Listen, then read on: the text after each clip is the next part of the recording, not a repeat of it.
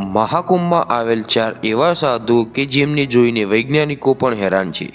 Number 1. Chhotu બાબા. 57 વર્ષના આ સાધુએ 32 વર્ષથી સ્નાન કર્યું નથી. તેમનું એવું કહેવું છે કે તેમની મનોકામના પૂરી ના થાય ત્યાં સુધી તે સ્નાન કરશે નહીં. નંબર 2. કબૂતર વાલે બાબા. આ સાધુએ લગાતાર 9 વર્ષથી આ સફેદ કબૂતરને પોતાના માથા પર બેસાડી રાખ્યું છે તથા તે શૌચાલય જાય છે છતાં કબૂતર માથા પર હોય છે.